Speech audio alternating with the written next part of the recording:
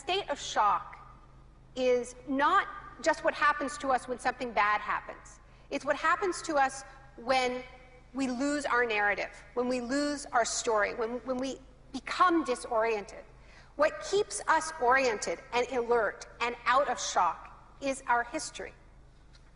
So a period of crisis like the one we're in is a very good time to think about history, to think about continuities, to think about roots. It's a good time to place ourselves in the longer human story of struggle.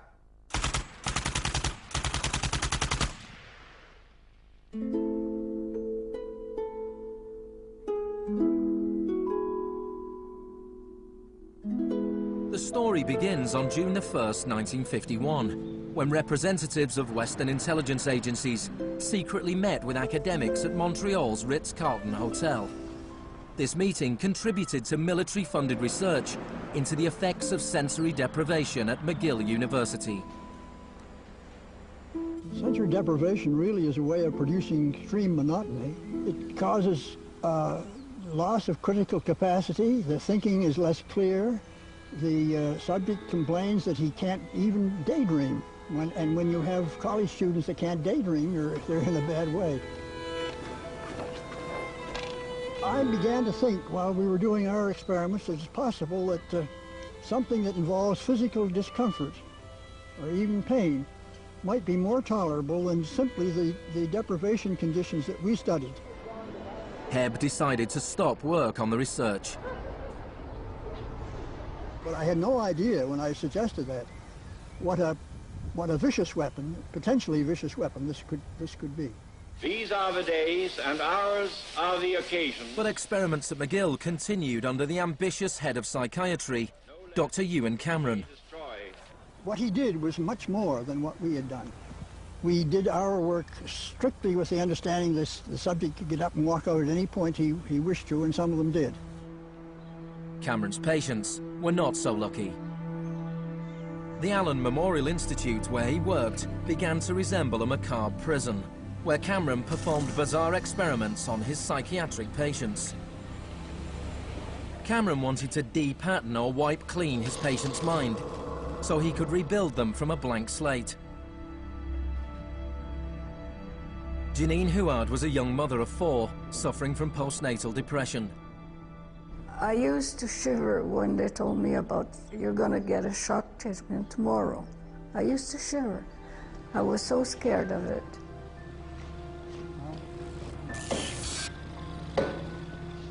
And I would wake up in another room, all mixed up and sad, and it used to make me very sad after. You're just like a zombie walking around. Cameron combined shock therapy with sleep therapy and the repeated playing of taped messages. It says, Janine, Janine, you are running away from your responsibility. You don't want to take care of your husband and children. All the time, the same thing. It sounds like you were being interrogated. Yes, interrogation, but for what purpose? It wasn't long before the CIA put Cameron's research into practice. Many of his techniques appear in the agency's Kubark Counterintelligence Interrogation Manual. These words are from the manual. It's a fundamental hypothesis of this handbook that these techniques are in essence methods of inducing regression of the personality. There is an interval, which may be extremely brief, of suspended animation, a kind of psychological shock or paralysis. Experienced interrogators recognize this effect when it appears and know that at this moment the source is far more open to suggestion, far likelier to comply than he was just before he experienced the shock.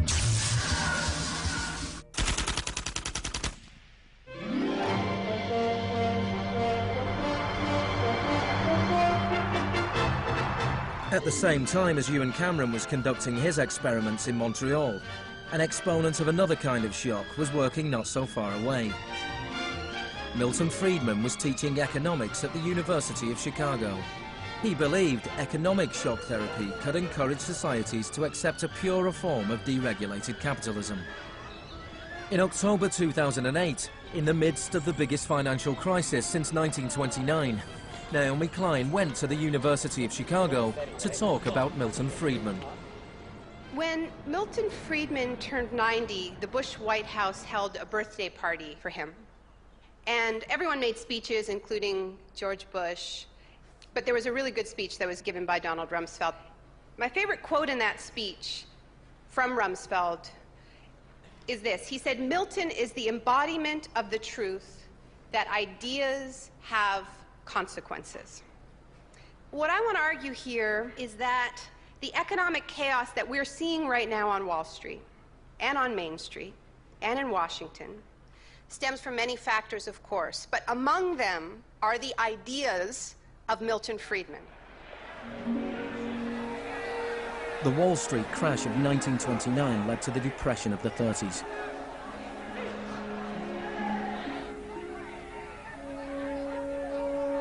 Central to Friedman's thesis was his opposition to the New Deal, announced by President Franklin Roosevelt in his inaugural speech. Our greatest primary task is to put people to work. This is no unsolvable problem if we face it wisely and courageously. Let me assert my firm belief that the only thing we have to fear is fear itself. Influenced by the economist John Maynard Keynes, Roosevelt started a program of public employment to get people back to work. Today, depression is a fading memory. Millions of men and women have found employment, and with it, confidence and hope. It wasn't that simple. The Depression lasted into World War II. But after the war, the Marshall Plan spread Keynes's model of government regulation and intervention to Europe.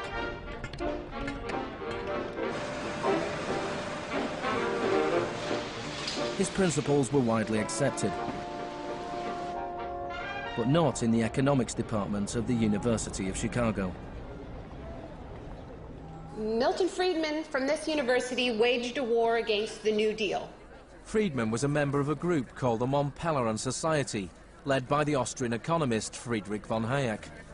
They believed that if governments stopped providing services and stopped regulating markets, the economy would correct itself.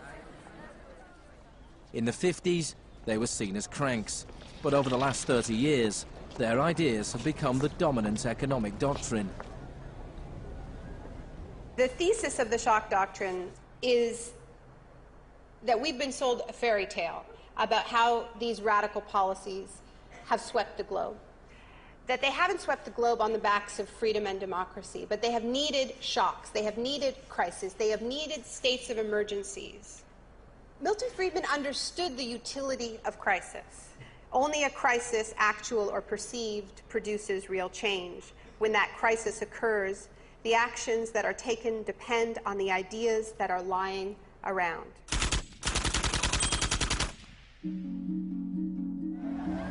It was in Chile that Friedman's disciples first learned how to exploit a large-scale shock or crisis. Usually the official storytellers of neoliberalism, the official publicists, don't even mention Chile. They start the story with Thatcher and Reagan because it's much more flattering that way. In the 50s and 60s, Chile's progressive developmental policies were a beacon in the region. The government invested in health, education and industry. American corporations were worried their investments would suffer. In response, the US State Department began sponsoring students from Chile and the rest of South America to study free market economics with Milton Friedman. The University of Chicago had a joint arrangement with the Catholic University of Chile, under which a great many Chilean students came to the University of Chicago, were trained by us and received PhDs. These students went back and taught in Chile. The Catholic University Economics Department in Santiago became a little Chicago school. Arnold Harberger, the economist in charge of the program, described himself as a seriously dedicated missionary. In 1970, Salvador Allende's Popular Unity government won the election on a platform of nationalization of large sectors of the economy. Chile's phone company was majority owned by the US corporation ITT. It spearheaded attempts to stop Allende becoming president. It had the support of Richard Nixon in the White House. I was not there, but I can tell you what we now know to be a fact. He ordered the CIA to prevent Allende from assuming the presidency. And indeed, they tried to get me to lean on the Chilean military right after Allende was elected. Despite the efforts of the CIA, Allende was sworn in as president.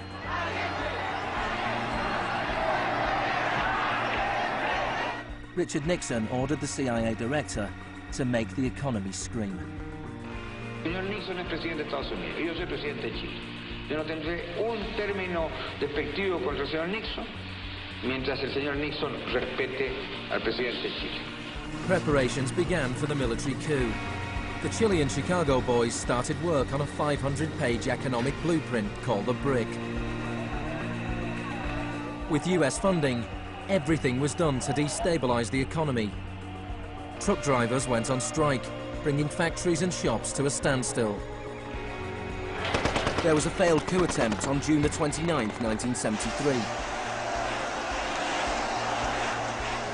And then on September the 11th, with General Pinochet leading the army, the assault began on the presidential palace.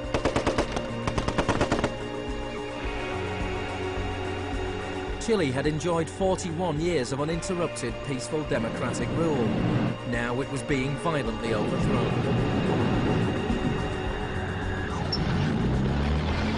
Pinochet and his supporters described the coup as a war. It was certainly designed to look like one. It was a Chilean precursor to shock and awe.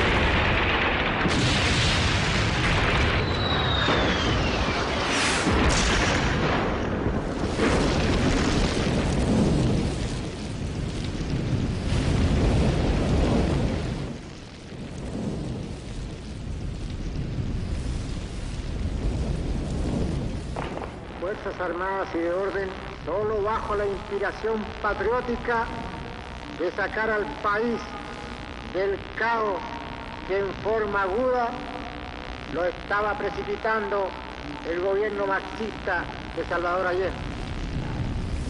The Chicago boys delivered their economic blueprint, the BRIC, to Pinochet.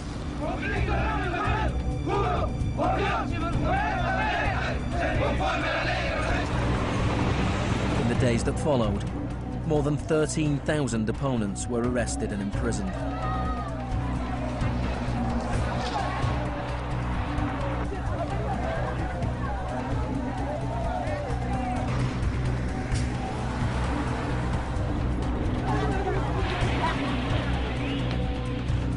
Thousands of prisoners were held in the National Stadium. Many were tortured. Chile became notorious around the world. ¿Cuántas personas?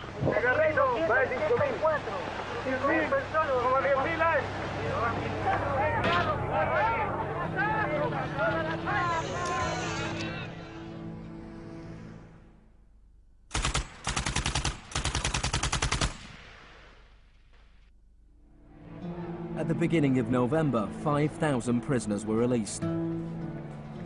The 900 they left behind were transferred to other detention centers.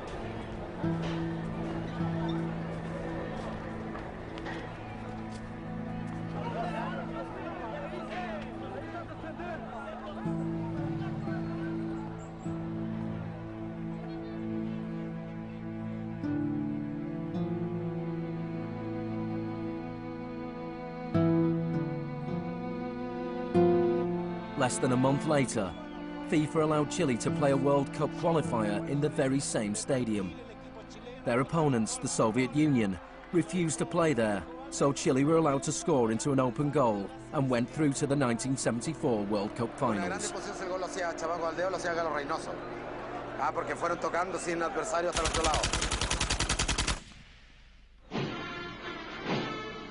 With the population in shock, Pinochet imposed the policies recommended by the Chicago Boys.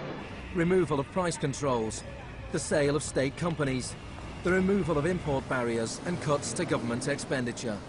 Friedman later openly acknowledged the importance of the Chilean experiment. Here was the first case in which you had a movement toward communism, which was replaced by a movement toward free markets. It didn't work. A year later, inflation was 375% per year, the highest in the world. So in March 1975, Arnold Harberger and Milton Friedman flew into Santiago.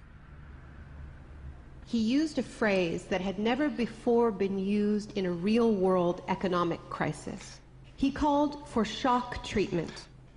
He said that he was like a doctor that was going to help a country that was suffering an epidemic, and he was simply prescribing the medicine. Friedman wrote that General Pinochet was sympathetically attracted to the idea of a shock treatment, but was clearly distressed at the temporary unemployment it might cause.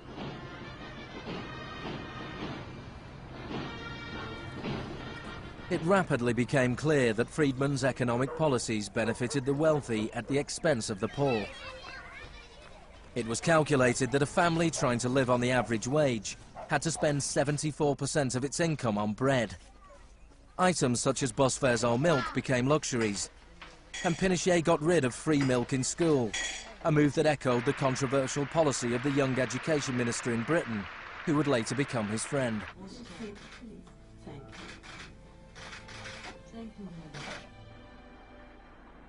In order to enforce these economic policies, there had to be an enemy to fear.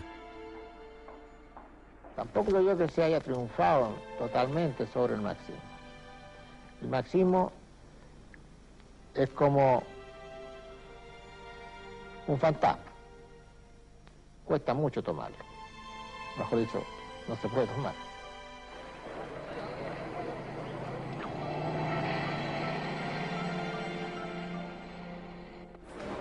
Friedman and Harberger argued that free market economics went hand in hand with freedom and democracy. But in Chile, where their ideas were being implemented within the context of a military dictatorship, the opposite was true. Many in Latin America saw a direct connection between the economic shocks that impoverished millions of people and the epidemic of torture inflicted on those who believed in a different kind of society. One of those was Orlando Letelier. Letelier had been Allende's ambassador in Washington. He spent a year in one of Pinochet's prisons before being exiled back to America. In 1976, Letelier wrote, "The economic plan has had to be enforced, and in the Chilean context, that could only be done by the killing of thousands, the establishment of concentration camps all over the country, and the jailing of more than 100,000 persons in 3 years."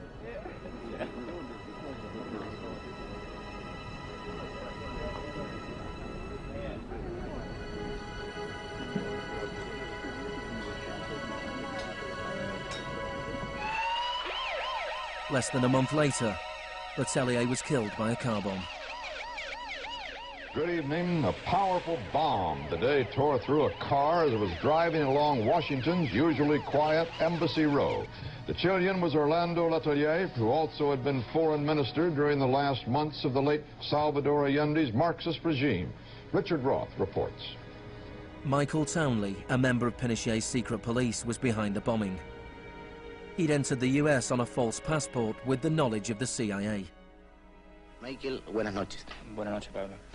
La opinión del Poder Judicial chileno, ¿hay confianza en él? Mire, yo confío plenamente en la justicia chilena como patriota y luchador antimarxista y juntista por sobre todas las cosas. Despite his confidence, Townley was extradited to the US and convicted of Letelier's murder. Pinochet ruled Chile as a military dictator for 17 years, but in a frank interview, Harberger remained in denial. You cannot have a repressive government for long within a genuinely free economic system. In the same year as Orlando Letelier's murder, Milton Friedman was awarded the Nobel Prize for Economics. You know, you people have such a distorted idea of what went on. Let me tell you some facts. Number one, I was offered 2 honorary degrees by universities in Chile before I went down. I refused to take them because those universities were being supported in part by public funds, and I did not want to appear in any way to provide any support to the political system in Chile. I'm not a representative of Chile. I'm not an advisor to Chile. I have no commitments to the government of Chile.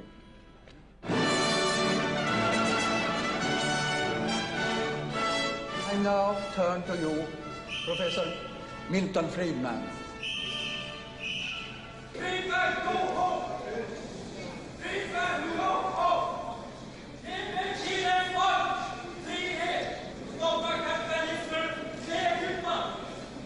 I am very sorry for this incident.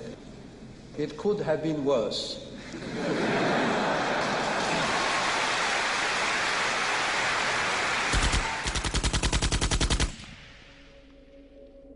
What I'm trying to do in the shock doctrine is tell an alternative history of how this savage stream of pure capitalism that we've been living, capitalism unrestrained, came to dominate the world.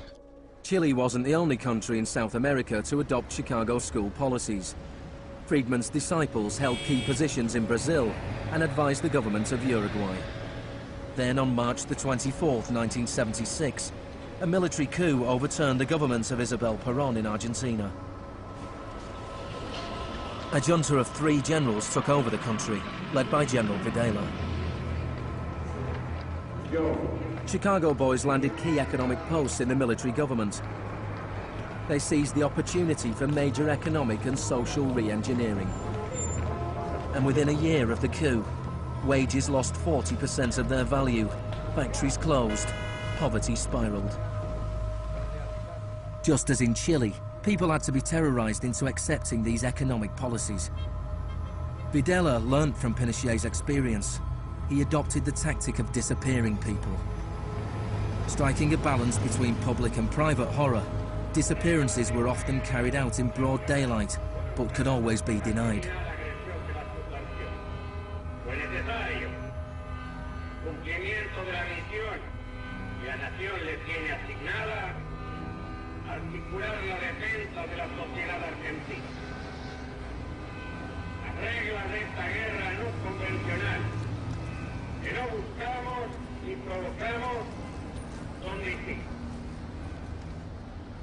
Many of the techniques used by the Chilean and Argentinian military had been learnt in the US-run School of the Americas. Torture techniques taught, from rape to derobing to torture with pointed objects, breaking of extremities, poking eyes out, branding. In Latin America, there are various regimes which at the moment are abusing human rights. Political murder, torture, deportations, imprisonment without trial, using the techniques they may have learned in this establishment. You may be right. If you can say that the skills which we've taught here have been applied, I can't deny that. The use of torture of a known enemy soldier to gain some kind of military advantage, I think is justifiable and smart. To go beyond that, to use torture techniques merely to intimidate people is completely wrong, unethical and immoral. But in Argentina and Chile, these techniques were not used just on soldiers or terrorists. They were used on students and union members. They were used on anyone who opposed the free market economic policies of the regime.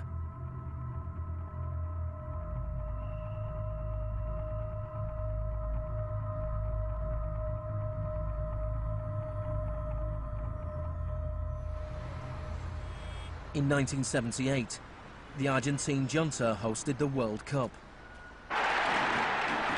The final was played in the stadium less than a mile away from the biggest detention camp in the country, where thousands of prisoners were held in torture chambers. Decir que con los goles, con el grito de gol, se tapaba la voz de los secuestrados, los gritos de los secuestrados era una realidad. Organización extraordinaria, miles y miles de banderas, miles y miles de gargantas enronquecidas, 25 millones de argentinos que tienen un solo color, el celeste y blanco. El fútbol ha hecho el milagro del país, de este maíz maravilloso que nos siguen atacando a aquellos que... And Argentina took their terror regime one step further than Chile. Among the disappeared were hundreds of pregnant women, women who were allowed to give birth before being murdered. De todas aquellas mujeres que estaban embarazadas, les permitieron tener a sus hijos para una vez que nacieran sacárselos. Y eso sucedió con 500. Yo soy uno de esos 500. Those children, many of whom were raised by families connected to the military, were a powerful reminder of the junta's project to re-engineer an entire society.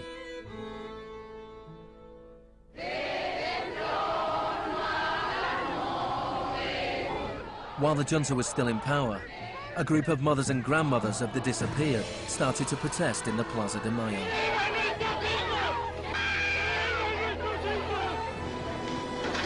They turned detective, searching for the disappeared children. After the junta collapsed, some were found and reunited with their families. Occasionally they found remains. Mostly they found nothing.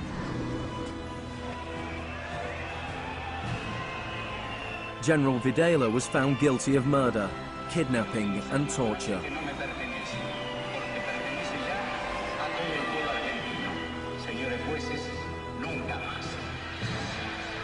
He was sentenced to life in prison.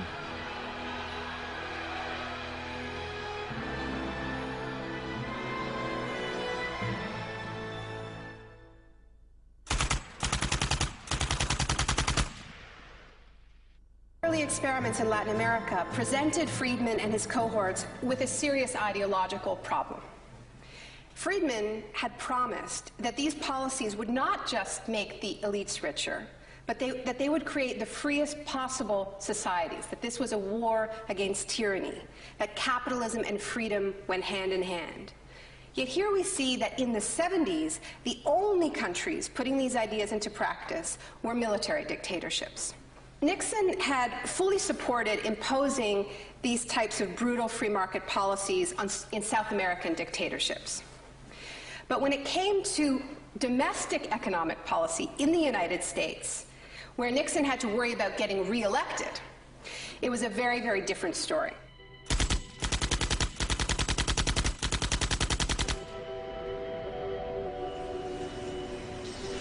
Friedman enjoyed a friendly relationship with Nixon.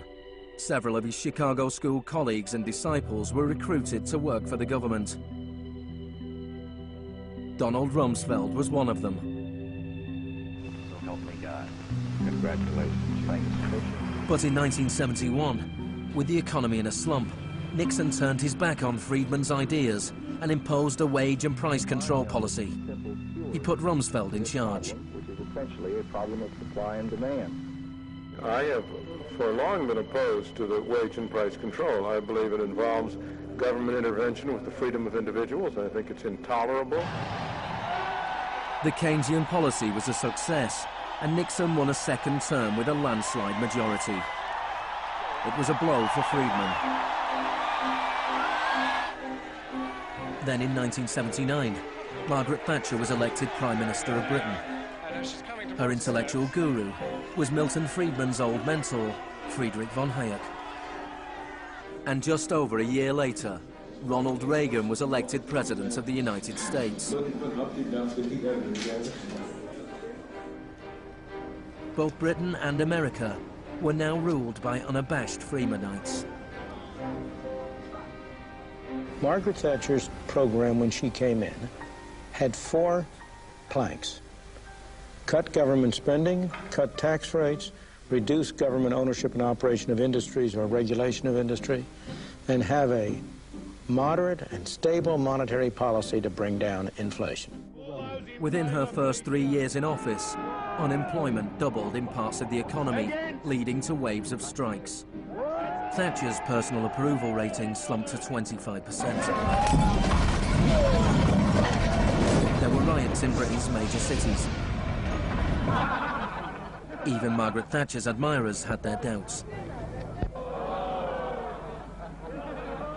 The economic performance of the Thatcher government has been mixed.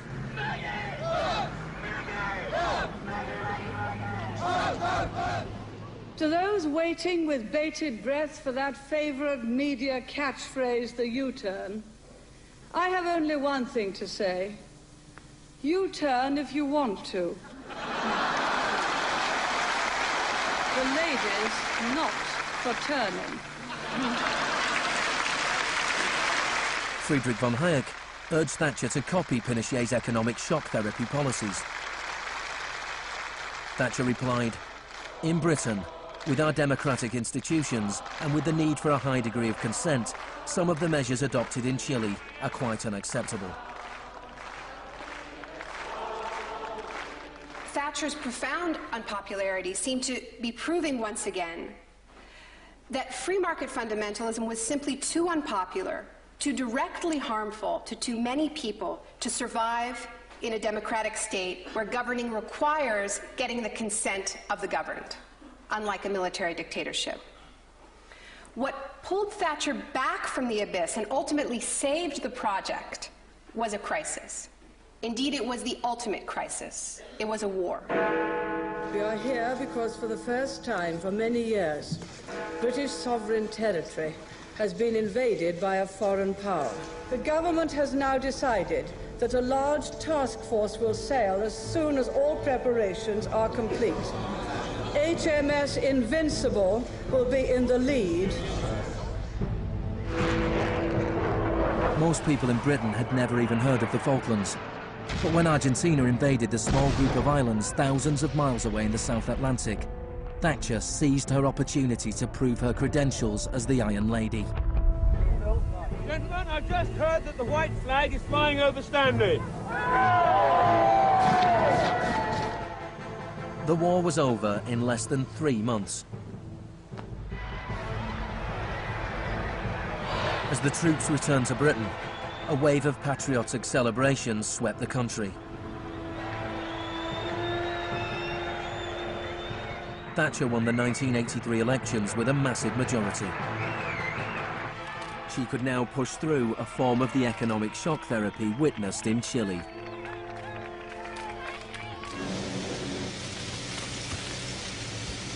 The most powerful union in Britain was the National Union of Mine Workers. When the National Coal Board tried to close pits down, the miners went on strike. Parts of central London are brought to a halt as thousands of miners and sympathizers march through the city in support of the miners' strike. It's Britain's longest and most bitter since 1926, and the most expensive ever. The strike lasted almost a year. Thatcher used every means at her disposal to destroy the union.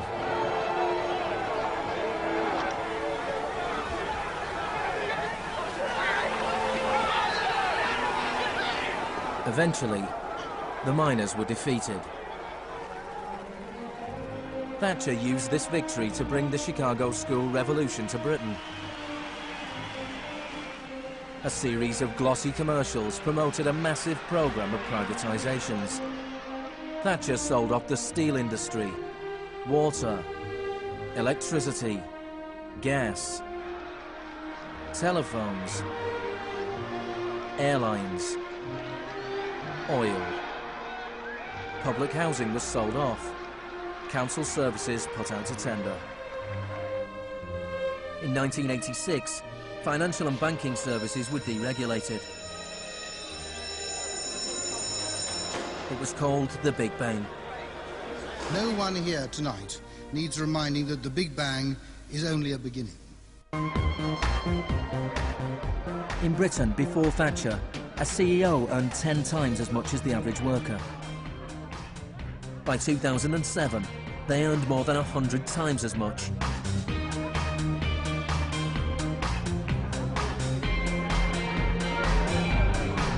In the US, before Reagan, CEOs earned 43 times as much as the average worker.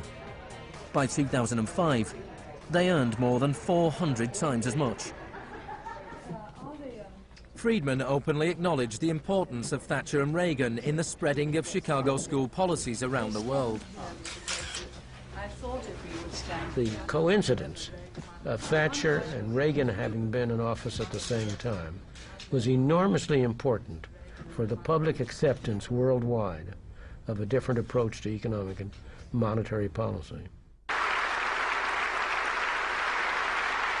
you very much. What I'm describing now is a plan and a hope for the long term. The march of freedom and democracy, which will leave Marxism, Leninism on the ash heap of history as it has left other tyrannies which stifle the freedom and muzzle the self-expression of the people.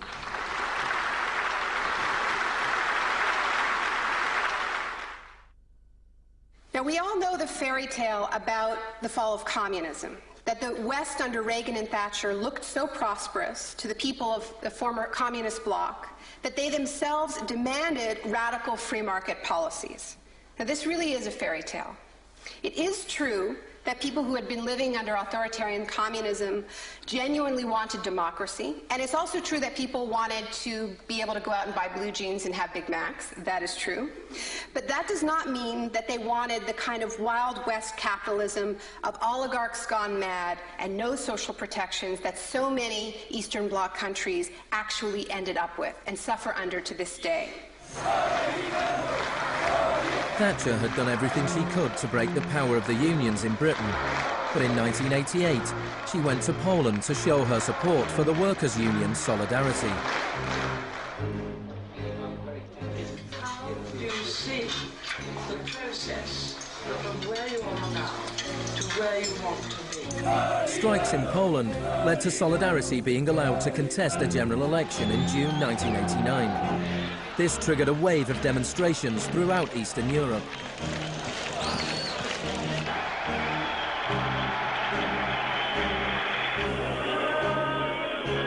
In the past, the Soviet Union had used military force to crush democratic movements. But the Soviet Union had a new type of leader, Mikhail Gorbachev, who was committed to glasnost and perestroika.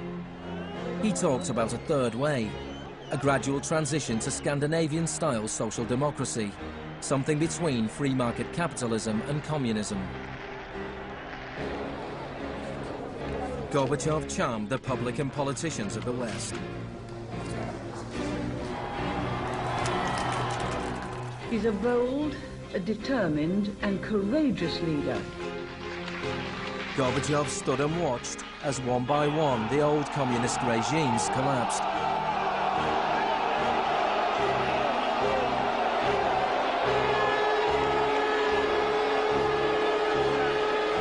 At the end of the year, the most famous symbol of the division of Europe came tumbling down.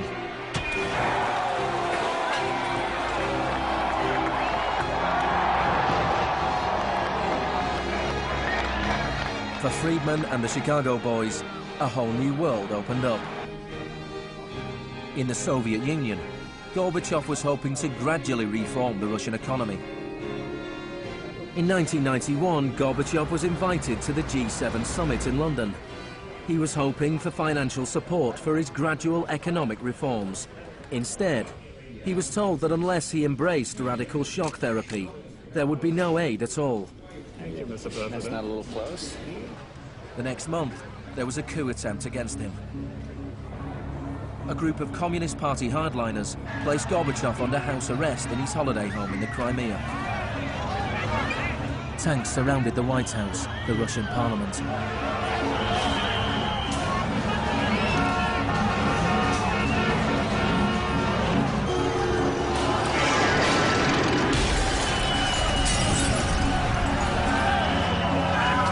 Amid the chaos of street clashes,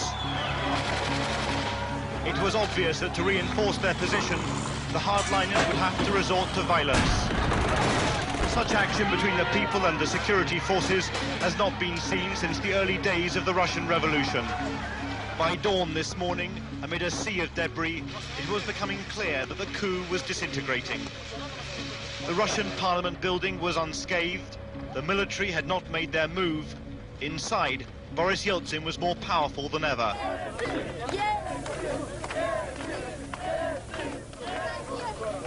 This was Yeltsin's finest hour.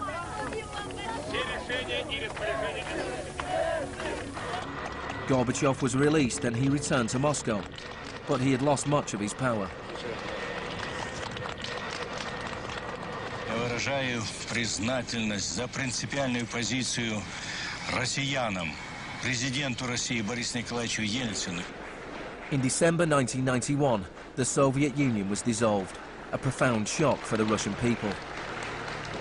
Yeltsin was now in charge of economic policy for the Russian Federation. The free market came to Russia. There was chaos. The adoption of Chicago school policies in Russia marked the beginning of a new chapter in the free market crusade.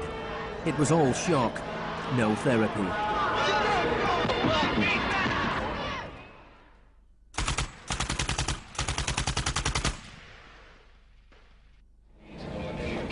Despite the public efforts to promote popular capitalism, the reality was a small handful of businessmen made vast fortunes. State industries were sold off at bargain basement prices. The Russian press dubbed Yeltsin's advisors the Chicago Boys.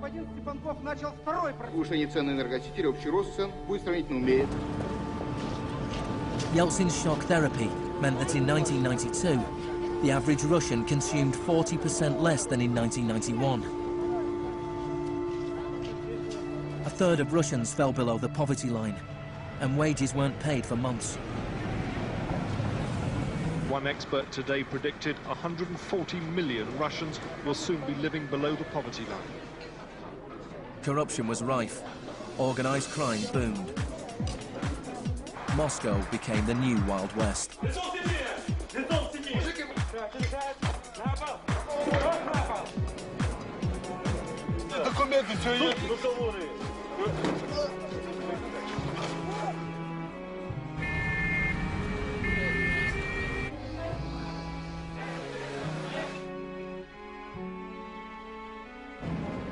The majority of Russians opposed the Chicago Boys' radical vision for their country. In March 1993, Parliament made a crucial decision. It voted to repeal the special powers it had given to Yeltsin. Yeltsin declared a state of emergency.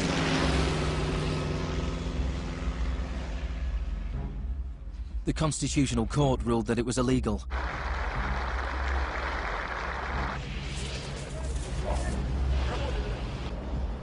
On September 21st, Yeltsin took the Pinochet option and dissolved Parliament.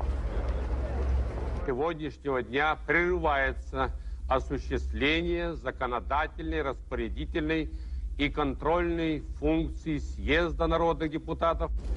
The West threw its weight behind Yeltsin. We feel that Boris Yeltsin is the best hope for democracy in Russia.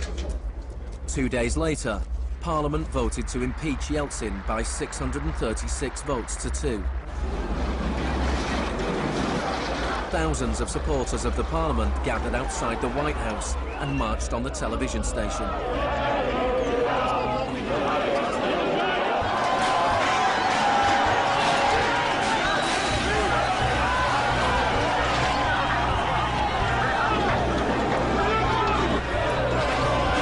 It looked like the supporters of Parliament were winning. Yeltsin flew back to Moscow from his holiday home. That night, 100 demonstrators were killed as the Yeltsin authorities fought back.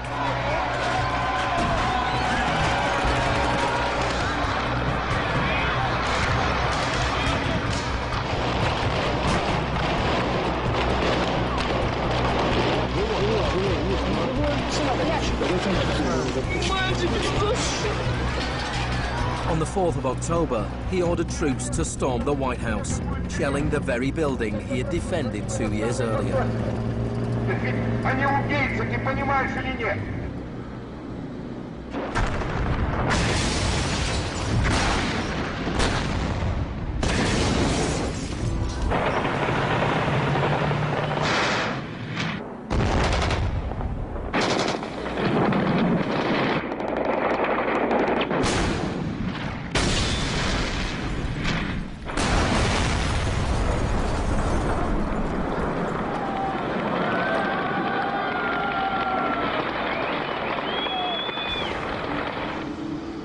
Warren Christopher, the US Secretary of State, said, "The United States does not easily support the suspension of parliaments, but these are extraordinary times."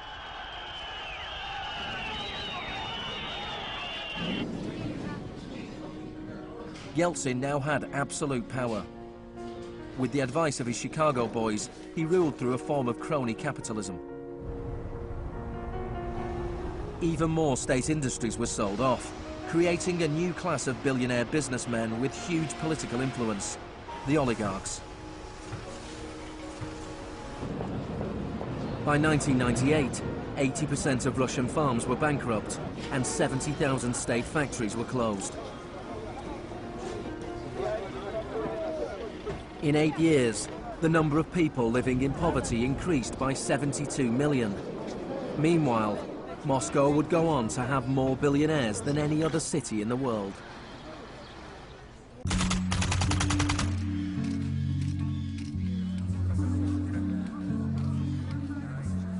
Good afternoon. Thank you for coming. Today it is my honor to announce that I'm submitting the name of Donald Rumsfeld to be Secretary of Defense. I look forward to serving our country again. Rumsfeld had been Secretary of Defense before under Gerald Ford. Then, the enemy we were supposed to fear was the Soviet Union. I'm not saying with certainty that the Russians are coming. I'm saying the trends are here. I'm not saying the Russians are 10 feet tall. I'm saying they used to be 5'3". They're now 5'9½", and they're growing. Now there was a new enemy closer to home. On September the 10th, 2001, Rumsfeld made a speech laying out his plans to privatize much of the US military. Milton Friedman would have been proud. He said, "The topic today is an adversary that poses a threat. A serious threat to the security of the United States of America. This adversary is one of the world's last bastions of central planning. It governs by dictating 5-year plans. Perhaps this adversary sounds like the former Soviet Union, but that enemy is gone. This adversary is closer to home. It's the Pentagon bureaucracy. Today, we declare war on bureaucracy."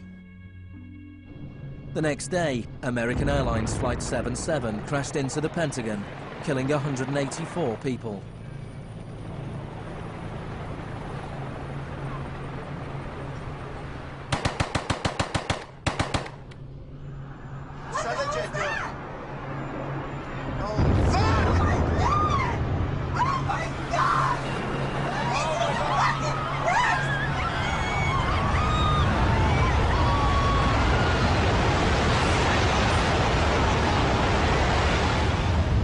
Think about that feeling after those attacks.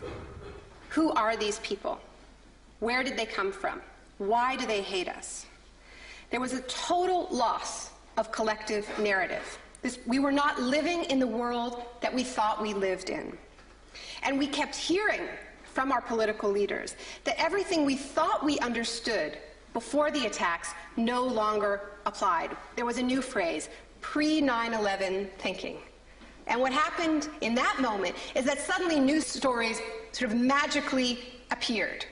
That we were in a clash of civilizations. That's the world that we suddenly lived in.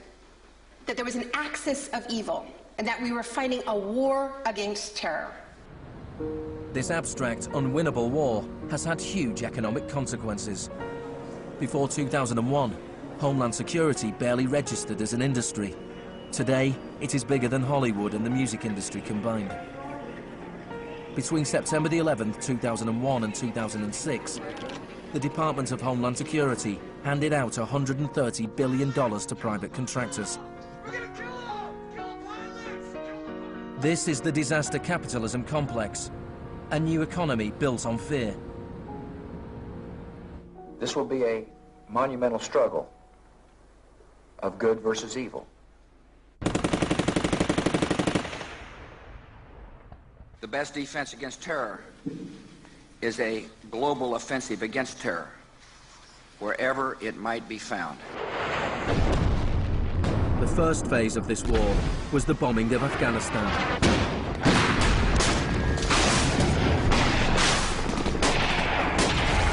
The Taliban government was quickly overthrown. The aftermath of the war was more complicated. Our fight against terrorism began in Afghanistan, but it will not end there. We're primarily looking at detainees that we can use. We're collecting intelligence.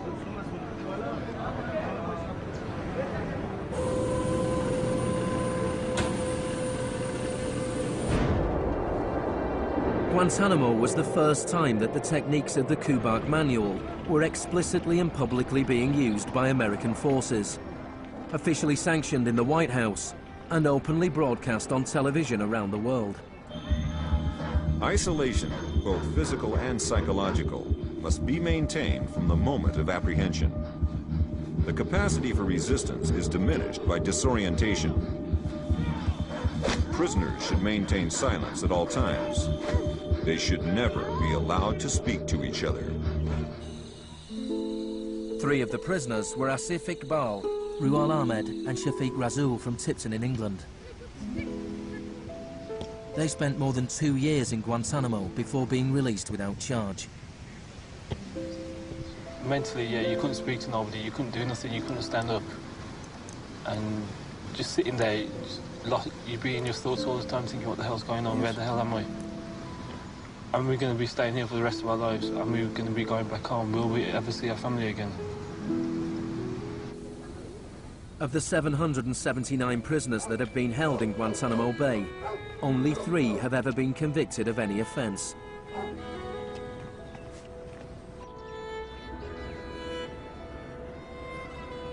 Well, the only thing I know for certain is that these are bad people. It was a message to the whole world, and the message was clear. It was, this is what happens to you if you get in our way. The war on terror is not about one man, and it is not about one country. There were many justifications given for the invasion of Iraq. But if the US had really wanted to attack a country where the leaders of Al-Qaeda were thought to be hiding, which had nuclear weapons and was selling nuclear technology to other countries, then Pakistan would have been the obvious choice. It had close connections to the Taliban and was being run by a military dictator. Instead, George Bush chose to target Iraq, a country with the 3rd largest oil reserves in the world.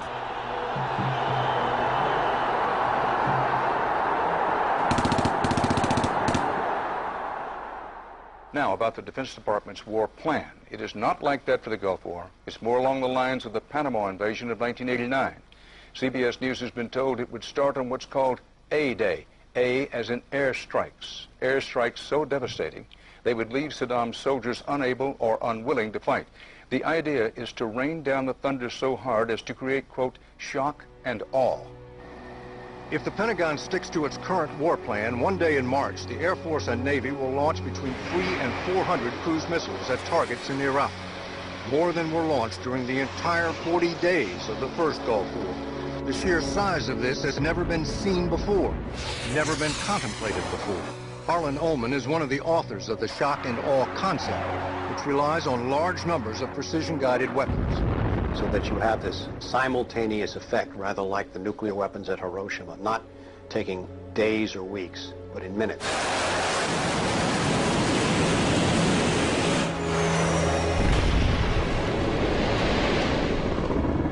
You also take the city down. By that I mean you get rid of their power, their water, and you begin this relentless campaign to wear them down so that 2, 3, 4, 5 days they are physically, emotionally, and psychologically exhausted. Last night, a square mile in central Baghdad seemed like hell on earth. During the first wave of the bombing, the citizens of Baghdad suffered a version of the sensory deprivation described in the Kubark Manual. In the chaos that followed the overthrow of Saddam Hussein, the US did little to stop the looting. Some US officials even thought it gave them a head start on dismantling the Iraqi state.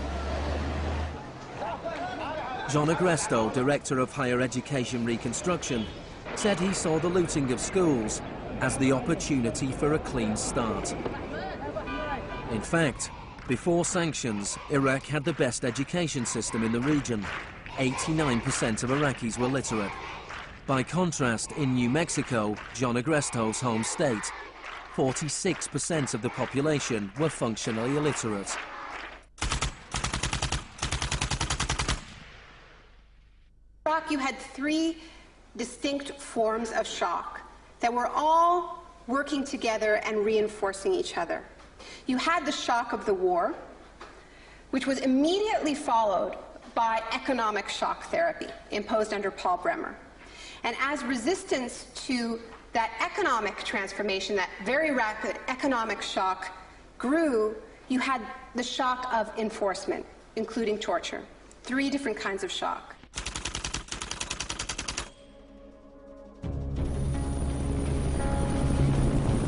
In May 2003, Paul Bremer was appointed US envoy to Iraq. 2 weeks after he arrived, he declared the country open for business. We considered that the coalition had very broad authorities to determine the direction of the Iraqi economy. Bremer knew little of Iraq, but he knew about disaster capitalism. He had launched crisis consulting practice at the start of the Homeland Security boom. Today is a very important day in Baghdad. Bremer spent the first 4 months passing classic Chicago school laws. Rumsfeld described Iraq as having some of the most enlightened and inviting tax and investment laws in the free world. One of the first acts of Bremer was to fire 500,000 state workers. This was partly an act of debartification, but slashing governments was also vintage Friedman. Money was promised for reconstruction. Our investment in the future of Afghanistan and Iraq is the greatest commitment of its kind since the Marshall Plan. But in fact, it was just the opposite. Whereas the Marshall Plan was intended to boost European industries, US aid money in Iraq was spent on US corporations. If work came to Iraqis, it came at the bottom of a series of subcontractors. Creative associates received contracts worth $100 million to draft the curriculum and print new textbooks for the education system. Management and technology consultant Bearing Point was awarded contracts worth $240 million to build a market-driven system in Iraq. North Carolina-based RTI received contracts worth $466 million to advise on bringing democracy to Iraq. And Halliburton was awarded $20 billion in cost-plus Iraqi contracts. Parsons was handed $186 million to build 142 health clinics. Only 6 were ever completed. The basic electricity and water supplies hardly improved, despite billions being spent in the first 4 years. We're going to succeed here, and when we succeed here, we will have done something important, not just for 25 million Iraqis. We will have done something that serves Western interests in this whole region. Even the new Iraqi currency was printed abroad. Let me show you an example of these notes. The US even paid private contractors to monitor the work of the private contractors who won contracts.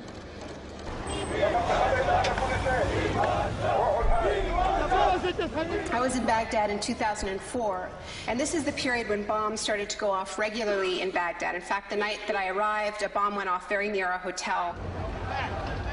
But what was really striking to me in this period was that despite the violence and despite the chaos, the next day, Iraqis were out in the streets protesting. 19 killed and 100 injured in Najaf. And what they were demanding at this time was elections, the right to actually have a say in what the post-Saddam era would look like. Now, in the early days of the occupation, the protests were peaceful, but as time went on, and the protests didn't have an effect, more and more Iraqis joined the armed resistance.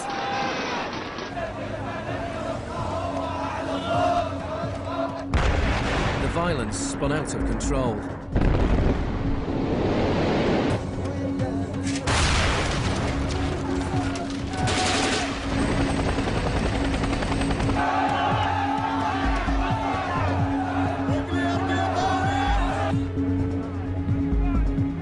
As in South America 3 decades earlier, bodies were often dumped by the roadside as a warning to others. These were Iraq's disappeared.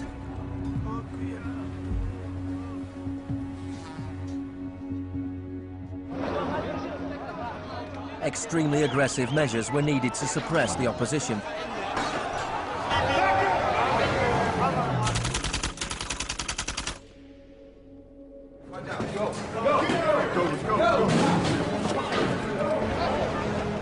The first 3.5 years of the occupation, 61,500 Iraqis were captured. By spring 2007, 19,000 remained in custody. In prison, they were interrogated using techniques that could be traced to those devised by the CIA from Ewan Cameron's experiments in the 50s.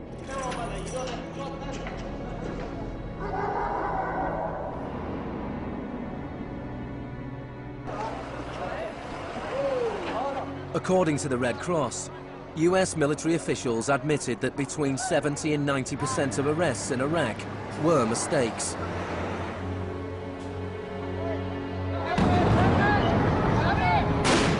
The chaos in Iraq seems like a defeat for shock therapy. But in Iraq, disaster capitalism moved on. Now the disaster itself provided the opportunity for profit.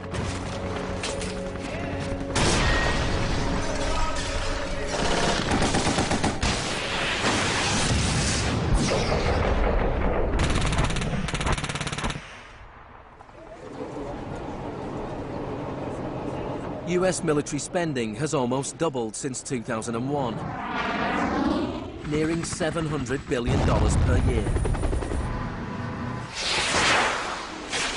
As long ago as 1961, President Eisenhower, not a noted liberal, warned of the danger of a too powerful military. Now, this conjunction of an immense military establishment and a large arms industry is new in the American experience. We must guard against the acquisition of unwarranted influence, whether sought or unsought, by the military-industrial complex. We must never let the weight of this combination endanger our liberties or democratic processes. The war in Iraq is the most privatized war in modern history. The Green Zone in Baghdad is an extreme version of what is happening around the world. A privatized, secure world protected from the chaos outside.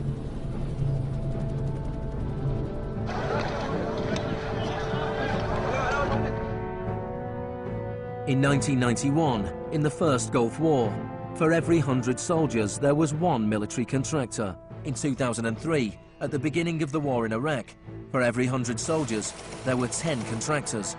By 2006, for every 100 soldiers, there were 33 contractors. A year later, for every 100 soldiers, there were 70 contractors. By July 2007, there were more contractors than soldiers in Iraq. This was going beyond what even Milton Friedman had dared to hope. The only things I would not denationalize are the armed forces, the courts, and some of your roads and highways. One of the most high-profile contractors was Blackwater USA. During the April 2004 uprising in Najaf, Blackwater assumed command over US Marines. Dozens of Iraqis were killed during the operation. The US had indemnified the private contractors against any Iraqi laws, so they were operating in a law-free bubble, a little like Guantanamo. I asked your Secretary of Defense a couple months ago what law governs their actions. Mr. I was going to ask him. Go ahead.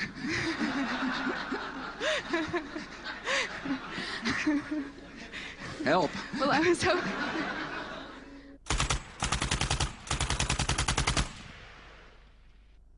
Just as Cameron's shock therapy left his patients confused and broken, so the multiple shocks inflicted on Iraq reduced the country to a lawless, violent, sectarian mess.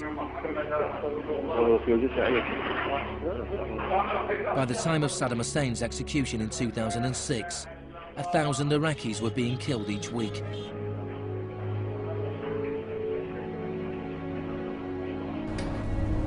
By April 2007, the United Nations High Commission for Refugees estimated 4 million people had had to leave their homes. Hundreds of thousands of Iraqis had died. I think the historians will write very clearly that we did a great and noble thing here.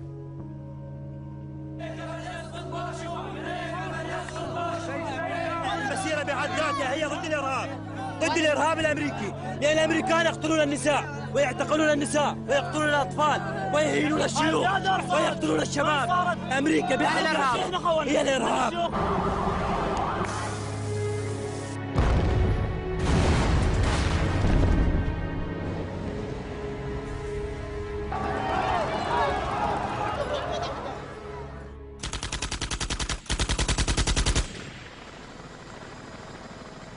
When Hurricane Katrina hit New Orleans in August 2005, the world was shocked to witness a sort of disaster apartheid.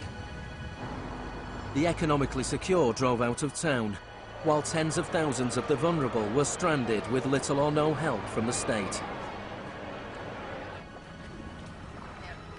I went to New Orleans while the city was still underwater, and what I saw was that what I had witnessed in Iraq was repeating, not in the aftermath of a war, but in the aftermath of a tremendous natural disaster. Milton Friedman died in 2006. His very last piece of public policy recommendation was an op-ed he wrote for the Wall Street Journal 3 months after Katrina. He said, "Most New Orleans schools are in ruins, as are the homes of children who have attended them. The children are now scattered all over the country. This is a tragedy. It is also an opportunity to radically reform the education system." He was advocating the wholesale privatization of the school system in this city. It was his sort of swan song.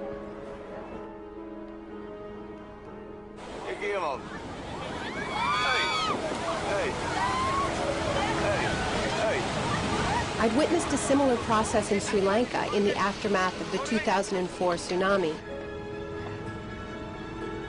People who lived on the beaches for generations were prevented from returning so that the land could be privatized and sold off to luxury hotels.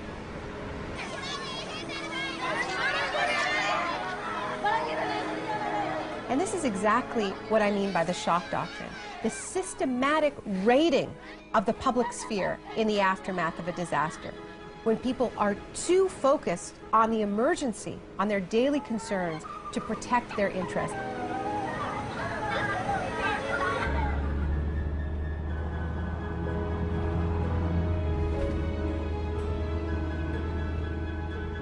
Maybe the first act of resistance is to refuse to allow our collective memory to be wiped. In 2008, Naomi Klein visited Villa Grimaldi with Isabel Morel, the widow of Orlando Letelier. Villa Grimaldi is a memorial to the cruelty of the Pinochet regime and to its eventual defeat. Villa Grimaldi fue el principal centro de tortura mientras se buscaba implementar la política de shock económico. Esta es la que tú señalas en el libro como las casas de uno por uno donde estaban los detenidos en Villa Grimaldi. It's not that I loved Pinochet, but I think that he was our teacher in many things. We learned about evil.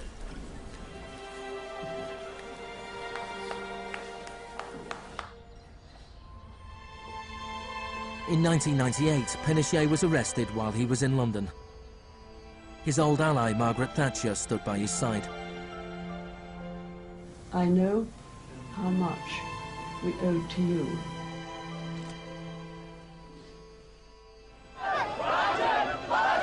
It took 30 years for the economic experiment originally test-driven by Pinochet to make its way around the globe to Iraq. But the similarities between past and present are startling. between Pinochet's concentration camps and Bush's Guantanamo detention center, between the disappeared in Chile and those in Iraq, between the experiments of Ewan Cameron and the torture meted out on the prisoners of Abu Ghraib. These are the days and hours. He erased all the past. That's why he gave electroshocks.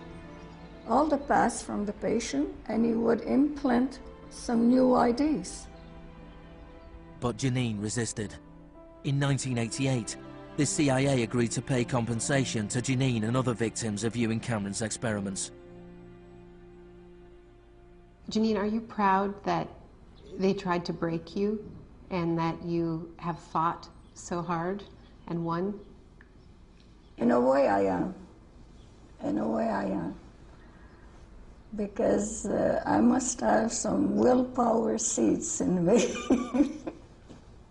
It is very, very hard to fight a government. People would tell me, Janine, you don't fight a government. What's the matter with you? They're too big. But I had faith that we would win.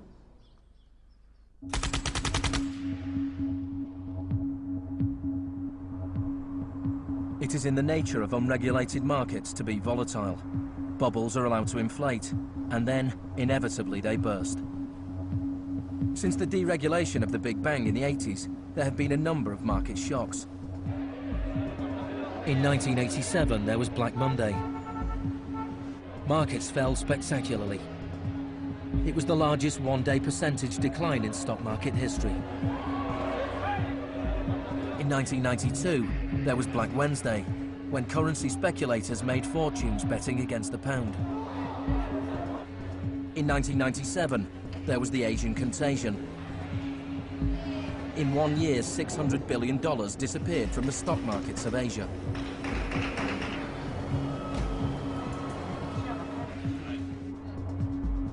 And then, in September 2008, the financial markets imploded. The market is not functioning properly. There has been a widespread loss of confidence.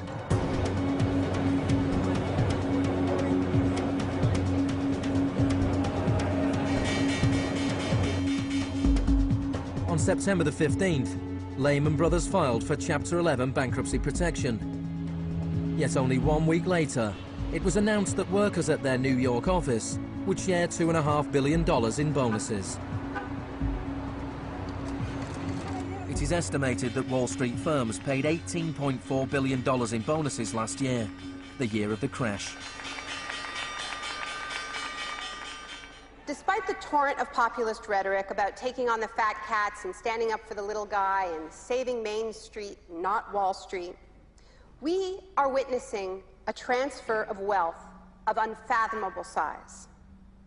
It is a transfer of wealth from public hands, from the hands of government, collected from regular people in the form of taxes, into the hands of the wealthiest corporations and individuals in the world. Needless to say, the very individuals and corporations that created this crisis. We are in the midst of a once-in-a-century credit tsunami. I found a flaw. I don't know how significant or permanent it is, but I've been very distressed by that fact. In the United States, it was the financial crisis that secured Obama's victory. Americans wanted to change course. Hello, Chicago!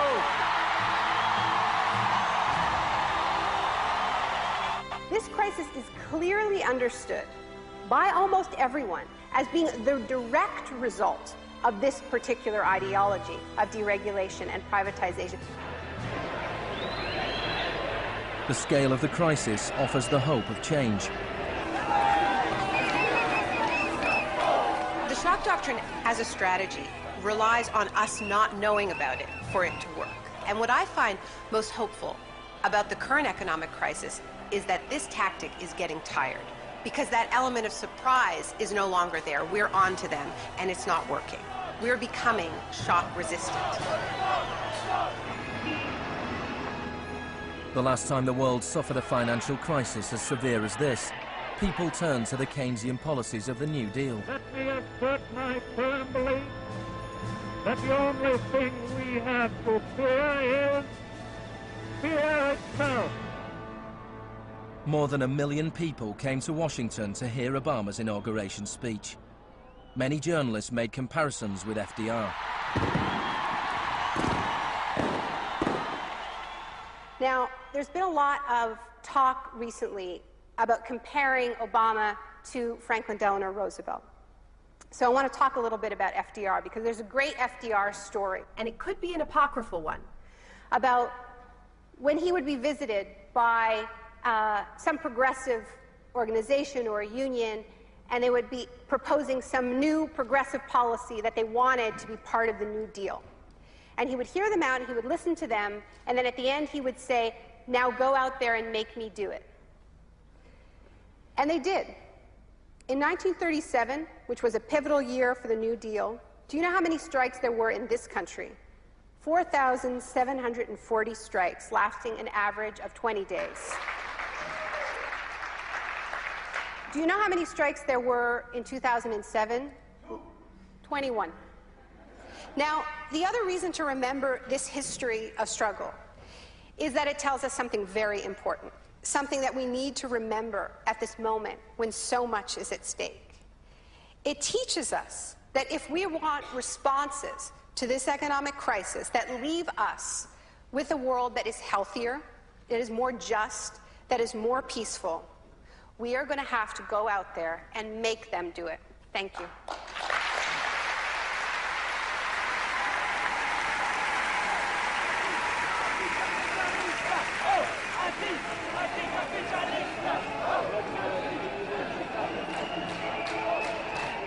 Next week's exclusive new true story is Nursery University, more for Tuesday night at 10. And stay with us for the story of the rise and downfall of Enron, the smartest guys in the room.